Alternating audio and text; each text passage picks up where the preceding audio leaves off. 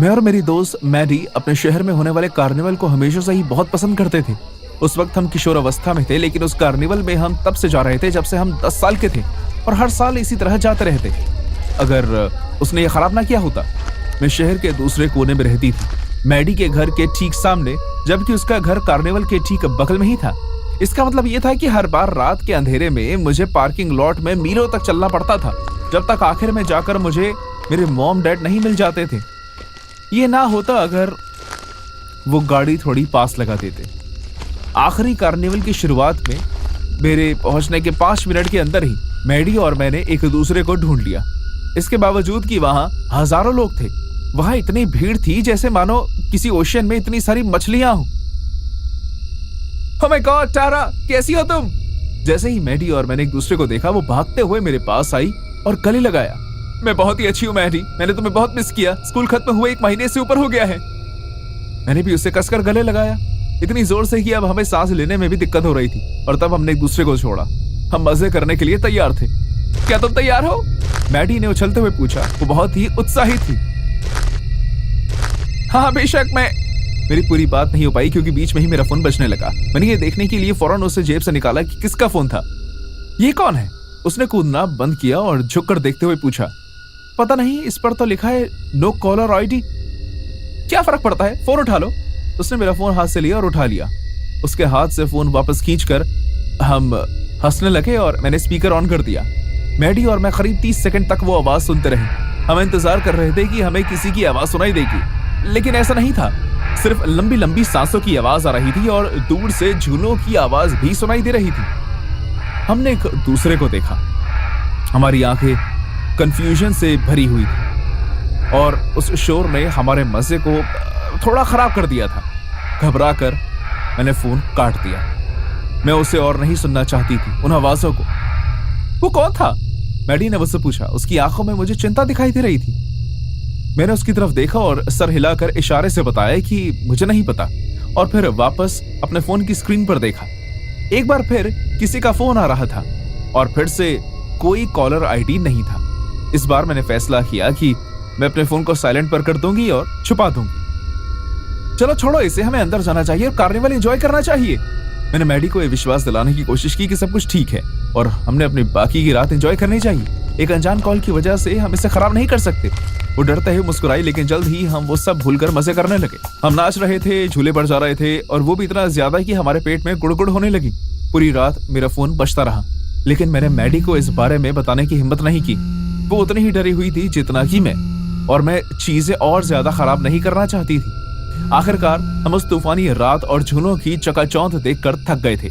अपने लिए कुछ खाने को ले लिया और जैसे ही हॉट डॉग और कॉटन कैंडी, फिर एक दूसरे को गले लगाकर बाय कहा।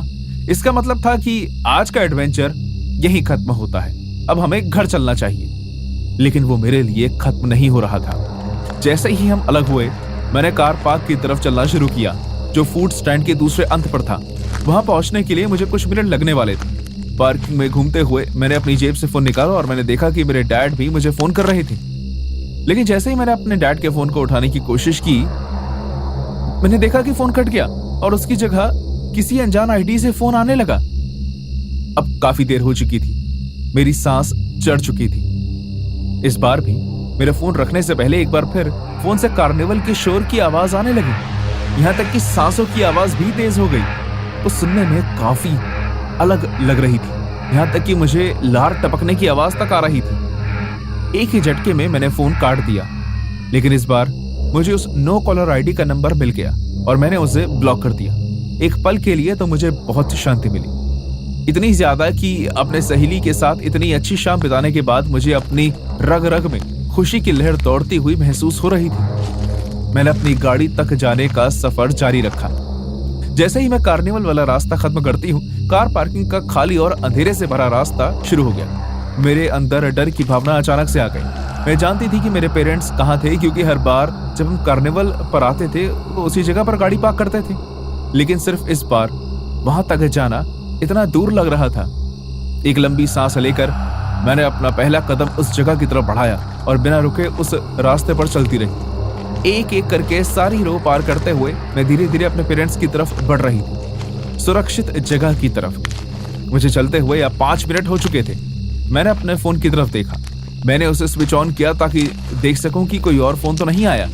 मुझे ये जानकर खुशी हुई कि फोन नहीं आया था, लेकिन डर की बात यह थी कि लंबी सांसों की आवाज अभी भी आ रही थी, और इस बार सांसों की आवाज असली थी। मैंने अपनी नजरें चारों ओर घुमाई और देखा कि एक गाड़ी के सहारा लेकर खाली हुडी में एक आदमी खड़ा था। हुडी से उसकी आंखें छुपी हुई थी, लेकिन सिर्फ उसकी शैतानी मुस्कान दिख रही थी। वो गाड़ी की दूसरी तरफ से मुझे घूर कर देख रहा था। जैसे ही मैं पीछे हटी, मेरे खून में अचानक डर की लहर दौड़ उठी। मेरे पेरेंट्स ज्यादा दूर नहीं थे, मुझे भागना ही पड़ा। अचानक वो आदमी जैसे जिंदा हो गया। उसी गाड़ी से बाहर निकलकर वो तेजी से मेरी तरफ आने लगा। उसे मेरी तरफ भाग कर आते देख मैं भी घबरा कर भागी और मदद के लिए चिल्लाई। कार्निवल अभी भी चालू था, इसलिए पार्किंग में उस वक्त कोई भी नहीं था। मेरा मतलब है कि अगर मेरे पेरेंट्स पार्किंग में बैठकर मेरा इंतजार करते रहे और वो आदमी मुझ तक पहुंच गया तो ना जाने मेरे साथ क्या होगा। लेकिन जैसे ही मैंने इतनी गाड़ियों के बीच उन्हें बैठे हुए देखा तो मेरी जान में जान आई। मैं बच गई थी।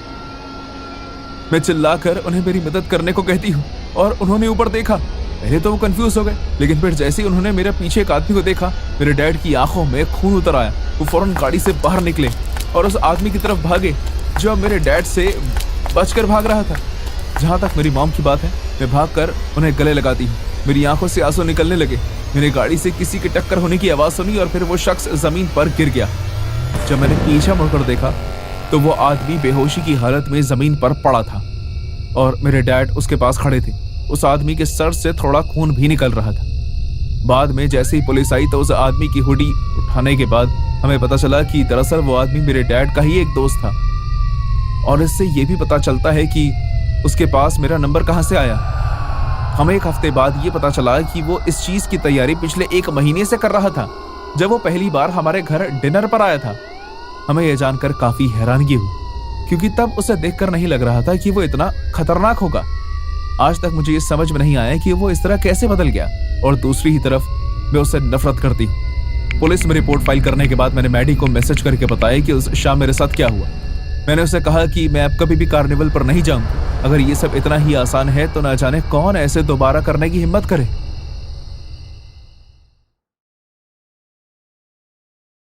बस 2 साल पहले जब मिडिल स्कूल खत्म होने ही वाला था तो मैं और मेरी दोस्त एबी एक बहुत ही खतरनाक मजाक का शिकार बने थे, या फिर आप कह सकते हैं कि हमें मौत के मुंह में धकेल दिया गया था। और ये सिर्फ एक रात की वजह से हुआ था।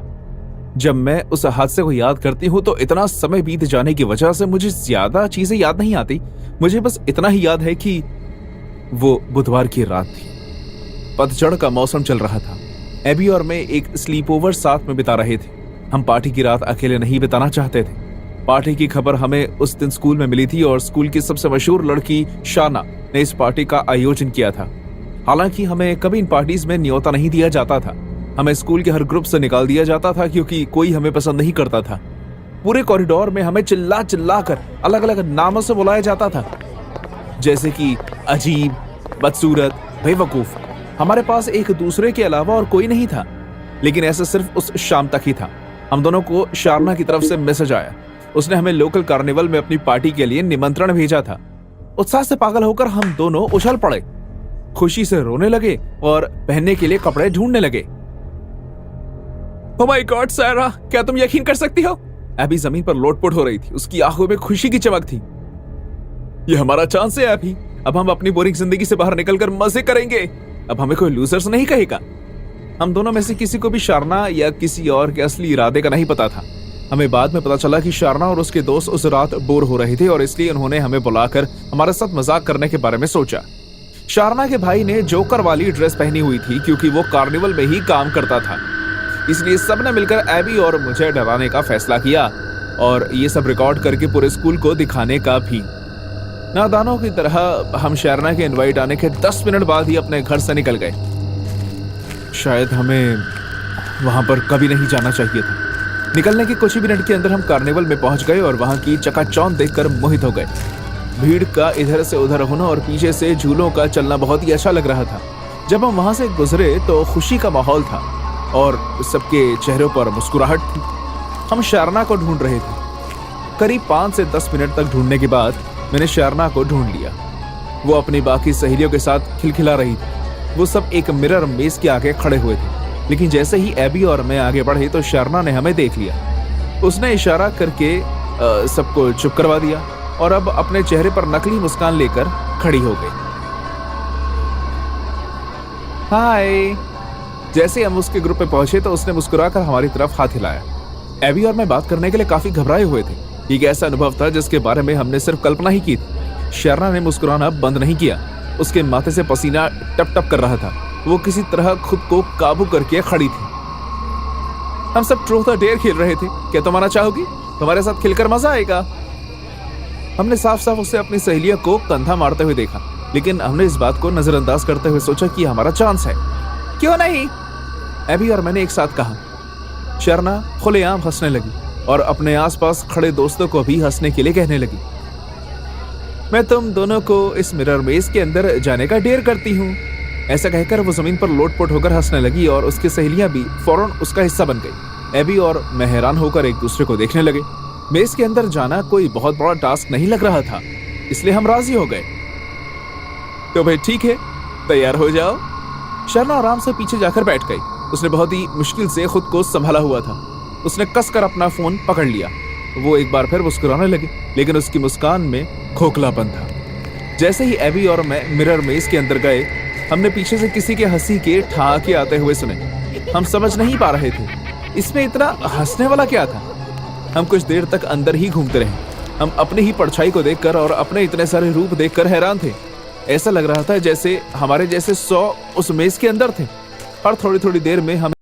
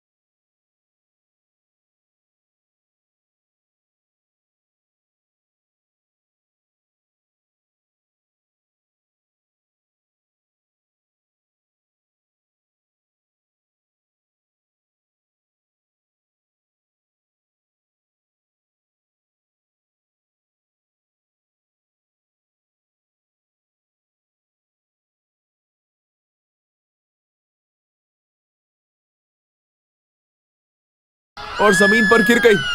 उसने कसकर अपना पैर पकड़ लिया। उसका भाई जोकर के पीछे भागा। उसे अपनी तरफ आता हुआ देख जोकर के चेहरे पर मुस्कान आ गई, शैतानी मुस्कान, और वो मिरर मेज के अंदर चला गया। शारना का भाई भी उसके पीछे पीछे अंदर चला गया। उस हफ्ते के अंत में जब हम सब वापस घर आ गए और जबकि शारना को हाल ही में हॉस्पिटल से छुट्टी मिली थी, हमने न्यूज में एक रिपोर्ट देखी उन सब अनुभवों के बारे में जो हमने उस रात किए थे। पुलिस का कहना था कि जिस आदमी के हाथ में चाकू पाया गया वो उस जगह काम नहीं करता था, और ये भी कि उस मिरर मेज के अंदर बहुत सी और लाशें बरामद हुई थी जिनकी चाकू मारकर हत्या कर दी गई थी।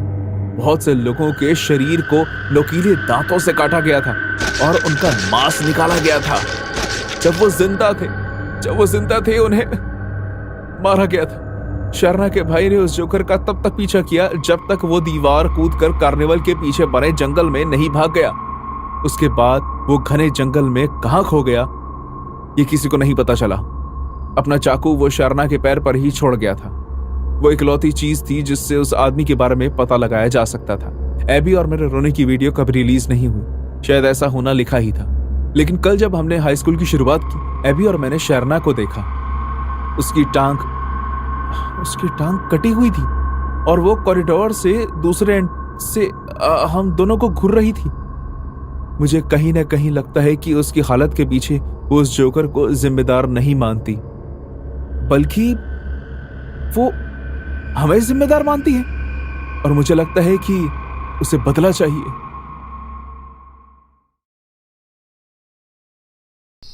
रात अभी भी जवान थी और आसमान में चांद दिखाई नहीं दे रहा था। हाथ में टॉर्च लिए कुछ डांसर्स मेरे पास से गुजरे। वो गाते चिल्लाते लोगों को अपने साथ आने का निमंत्रण देते रहे। वो जुलूस कई मील लंबा था। मैंने कभी इतना बड़ा जुलूस नहीं देखा था। चलो चलें, मेरी बहन एम ने मुझसे कहा और मेरा हाथ खींचकर मुझे डांसर्स की तरफ ले जाने लगी। पहले तो मैंने सर हिलाकर ना कह दिया क्योंकि वो बहुत भीड़ वाली जगह थी। इस तरह मुझे लोगों के साथ नाचने में झिझक होती है जिन्हें मैं ठीक से नहीं जानती, और इसके अलावा भी मेरे दिमाग में कुछ चल रहा था, कुछ अजीब सी बात जिस पर उंगली नहीं की जा सकती। क्या तुम इतनी डरपोक हो? एम ने अपनी जीभ बाहर निकालकर मुझसे कहा। मैंने भी उससे देखकर अपनी आंखें घुमाई। वो मेरा हाथ पकड़कर मुझे अपने दोस्तों के पीछे पीछे ले जा रही थी। वैसे मजा तो बहुत आ रहा था सच में। हम नाचे गाते शराब पीते हुए शहर में घूमने लगे। सच कहूं तो इस तरह कहीं भी निकल जाना, ये किए हुए मुझे काफी वक्त हो गया था। लेकिन फिर कुछ बदला। वो जुलूस सिटी हॉल की तरफ नहीं जा रहा था जैसे उसे जाना चाहिए था, लेकिन वो तो शहर से बाहर जा रहा था। ये अपने आप में निश्चित रूप से इतनी बड़ी बात नहीं लगती। ये समझना आसान था कि लोग रुकना क्यों नहीं चाहते थे और थोड़ी देर रुककर सिर्फ नाचना क्यों नहीं चाहते थे। तेज हवा, लोगों का जोर जोर से गाना, ये सब आपके अंदर उत्साह भर देता है। फिर भी किसी वजह से मेरी छाती में धीमा धीमा दर्द होने लगा। मैंने एम का हाथ पकड़ा क्योंकि वो मुझसे थोड़ी दूर चली गई थी। वो उन लड़कियों के बीच नाच रही थी जो तकरीबन उसी की उम्र की थी। उनमें से एक मैं डांसर थी जिसने आकर्षक कॉस्ट्यूम पहना हुआ था और उसके गाल पर अजीब से निशान लगे हुए थे। मेरे करीब ही रहो एम। वो लड़की सुंदर थी, ठीक है, लेकिन मैं अपनी बहन से दूर नहीं होना चाहती थी। मुझे आसपास थोड़ी घबराहट होने लगी थी। तुम सारा मजा क्यों खराब कर रही हो? एम ने चिल्लाकर मुझसे कहा। वो लंबी लंबी सांसें ले रही थी। काफी देर से मजे करते करते उसकी आवाज में रस आ गया था। मैंने नजरअंदाज कर दी और फिर नाचने चली गई। वो खुद को बाकी भीड़ से अलग कर रही थी। लगता है कि ये लोग अब कोई नई परफॉर्मेंस करने वाले हैं। तुम नहीं चाहोगी कि तुम उनके बीच में बिना स्टेप्स जाने घुस जाओ, है ना? जाहिर है कि ये सिर्फ एक बहाना था। मुझे बिल्कुल भी अंदाजा नहीं था कि मैं सही कर रही हूँ या गलत, लेकिन उस वक्त मुझे यही सही लगा। मेरी बहन को जवाब देने में कुछ सेकंड्स लगे। वो थोड़ी बहुत हैरान तो लग रही थी। उसकी आंखें अभी भी उस डांसर के ऊपर ही टिकी हुई थी। मुझे ये तो मानना पड़ेगा कि आखिर मेरी बहन इस तरह मंत्रमुग्ध क्यों हो गई थी। अपनी बाकी पूरे ट्रूप की तरह वो लड़की भी बहुत ही खूबसूरत थी। और हाँ, ये भी सच है कि जिस तरह वो नाच रही थी वो काफी हिप्नोटाइजिंग था। नहीं, मैं ऐसा बिल्कुल नहीं चाहती। मैंने बहुत ही प्यार से अपनी बहन के बाल सहलाए। मैं उसे खींचते हुए खाली जगह की तरफ ले जाने लगी। तब तक हम भीड़ से बाहर निकल ही आए थे और सीधे जंगल की तरफ जा रहे थे। मैंने सोचा नहीं था कि वहां हवा इतनी गर्म होगी, मान लो जैसे चल ही रहे हों। मैं चाहती थी, मैं इससे थोड़ा और चाहती थी। आखिरकार इतने सारे लोगों के इतने करीब होने पर ही बहुत ही सांस घुटने जैसा था। अचानक मेरे आगे और पीछे दो हट्टे कट्टे आदमी चलने लगे।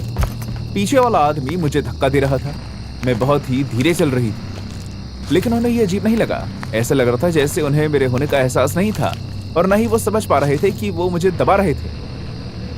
मुझे उनके चंगुल से निकलने में कुछ मिनट लग गए। क्या तुम ठीक हो? एम ने पूछा। उसकी आंखों में चिंता चमक रही थी। मैंने फौरन सर हिलाकर हाँ कहा और धीरे धीरे एक साइड हटने लगी जहां भीड़ कम थी। क्या तुम कुछ सेकंड्स के लिए यहां से निकलना चाहोगी? मुझे थोड़ी सांस चाहिए, हम थोड़ी देर में वापस आ जाएंगे। उस वक्त मैं वो शख्स थी जो एमी को वहां से निकाल कर ले गई। शायद तब तक उसे इसकी आदत पड़ गई थी। मुझे अस्थमा की परेशानी शुरू हो गई थी। फिर भी हमने उन डांसर्स के बीच से निकलने में कुछ वक्त लगा दिया। हालांकि यह बहुत ही खतरनाक था। मैं आज से पहले बहुत कॉन्सर्ट्स पर गई हूँ और वहां की भीड़ कुछ तो थोड़े कम अंडरस्टैंडिंग होते हैं। ये बात सच है कि किसी शो को देखने की उम्मीद अगर लगातार नाचने और आगे बढ़ना बताए तो वो बहुत ही बोरिंग होता है। जैसे ही हम उस जुलूस के अंदर से थोड़ा बाहर आए तो हमें सांस में सांस आई। मुझे दिमाग से हल्का महसूस होने लगा। इस पार्टी में पूरी तरह से धुत, लेकिन जैसे ही मैंने अपने इनहेलर से कुछ कश लिए, मैं फौरन इससे बाहर आ गया। मेरे फेफड़े अभी भी थोड़े टाइट थे। क्या तुम वापस जाना चाहती हो? एम ने पूछा, सीधे मेरी तरफ देखते हुए। उसके हाव भाव में कुछ बदलाव तो था, जिस वजह से वो उस डांसर से अपनी नजरें हटा ही नहीं पा रही थी। फिर वो लड़की हमारे पास से नाचते हुए चली गई। वो अपने बाकी ग्रुप के साथ पहले ही रो में थी और तब जाकर मुझे एहसास हुआ कि हम सब एक कब्रिस्तान के ऊपर खड़े थे। ना चाहते हुए भी हम शहर से बाहर इस कब्रिस्तान में कैसे पहुंच गए? ये क्या बकवास! आखिर हम यहाँ कैसे आए और हमें कैसे पता नहीं चला? जैसे ही मैंने अपना सर हिलाया, मैंने और भी गहरे तरीके से इसे महसूस किया और ये देखने की कोशिश की कि क्या मेरे अलावा किसी और को भी परवाह है।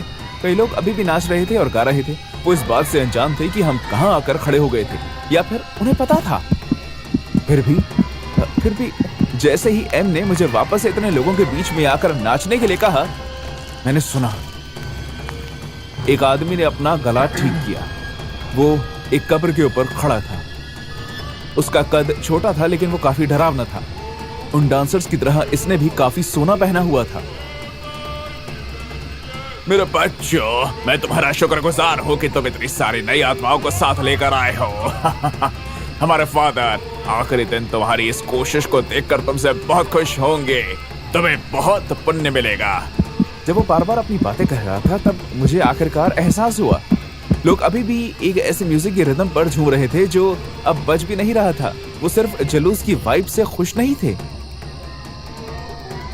हम एक जाल में फंस गए हैं, मैंने खुद से फुसफुसाते हुए कहा और अपनी बहन का हाथ पकड़ा, लेकिन वो वहां नहीं थी। एम पुनो, कहाँ हो तुम? उसका कोई जवाब नहीं आया। मुझे पूरा 1 मिनट लगा होगा, लेकिन ऐसा महसूस हुआ जैसे उसे ढूंढने में काफी वक्त लग गया हो। वो एक बार फिर पहले की तरह उसी लड़की के पास थी, हंस रही थी, नाच रही थी, जैसे उसने उस आदमी को सुना ही ना हो। शायद उसने सुना भी नहीं था। मैंने इस बात का कड़वा घूंट पी लिया। मेरी बहन खोई खोई लग रही थी। उसके होंठ लगातार चल रहे थे, जैसे वो कोई जाप कर रही हो। मैंने बाकियों के मुंह से भी वो जाप सुना। उनके हल्के हल्के शब्द धीरे धीरे तेज हो रहे थे, लेकिन मेरा ध्यान पूरी तरह से एमी पर था। मुझे बहुत बहुत डर लग रहा था। आखिर में मुझे बस एक ही रास्ता दिख रहा था, वहां से भाग जाना, क्योंकि उसके बिना मैं इकलौती थी जिस पर इन सब चीजों का उतना असर नहीं हुआ। मेरे आसपास के सभी लोग बहुत ही दूर जा चुके थे, लेकिन क्यों? मैंने इसकी वजह जानने में काफी वक्त लगा दिया। मेरे ईयर प्लग्स मैंने इन्हें कार्निवल में पहना था ताकि इसके शोर से मेरे सर दर्द ना हो जाए, क्योंकि मुझे तेज हवा पसंद नहीं है। और शायद यही वो वजह थी जिसके कारण मुझ पर उनका असर नहीं हुआ। मुझे चुनाव करना था, कोशिश करके एमी को ले आऊं या फिर हार जाऊं और छोड़ो। मैं वहां से भाग गई। मैंने एक बार भी पीछे मुड़कर नहीं देखा, तब भी नहीं जब किसी ने मेरा पीछा करना शुरू किया, तब भी नहीं जब मुझे पीछे से उनकी आवाज आने लगी। मैं एक नया प्लान बनाने के लिए कुछ वक्त चाहती थी, उससे बचने का प्लान, लेकिन वो मौका कभी नहीं आया। उन्होंने हंसते हुए मुझे वापस खींच ली। वो शब्द जो मेरे लिए कोई मायने नहीं रखते थे सुनाई देने लगे, जो उनकी जुबान पर शहद की तरह चिपके हुए थे। लेकिन जहर। एक बार फिर म्यूजिक बजने लगा, हंसी के ठहाके लगने लगे, नाच गाना शुरू हो गया और फिर एक तेज रोशनी हुई। उसके ठीक बाद हमारे आसपास मौजूद हर चीज का अस्तित्व खत्म हो गया। सिर्फ अंधेरा और दर्द पीछे रह गया, बहुत सारा दर्द।